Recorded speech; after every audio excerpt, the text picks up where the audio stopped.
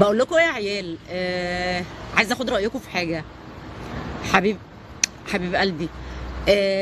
انا دول اليومين بتوعي دول كده ان انا اروح ايه، اعمل بروتين، افرد شعري عشان افضل بقى ايه كل شويه كده اتنطط عليكم واعمل لكم كده اهو، كده اهو. كل ما اطلع معاكم في الفيديوهات افضل اعمل لكم كده بقى وشعري يبقى سايح ونايح. في حد من المتابعين امبارح قال لي عايزين نشوفك في الكيرلي، ايه رايكم؟ اضرب شويه كيرلي قبل البروتين. انا عمري ما جربت الكيرلي ده، هو كيرلي لوحده؟ لا هو مموج. ولا ولا خليه كده وخلاص، اطلع لكم بيه منكوش كده وخلاص. يسعد مساك حبيبي، جاب ميرسي يا حبيبي.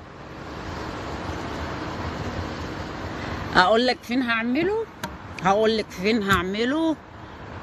بس هو انا بفكر اغير الكفر، لان اخر مره، هو اول مره انا عملته عندها كان الشغل هايل.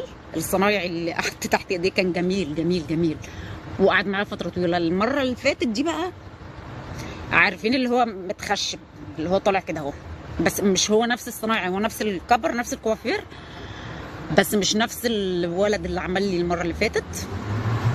فما كنتش راضيه قوي، ما كنتش مبسوطه قوي. يعني هو مفروض، بس تحسوا كده ان هو مخشب وناشف. يعني لما البروتين راح، هو مفيش بروتين دلوقتي، تحسي ان هو اطرى، يعني من غير بروتين اطرى من البروتين.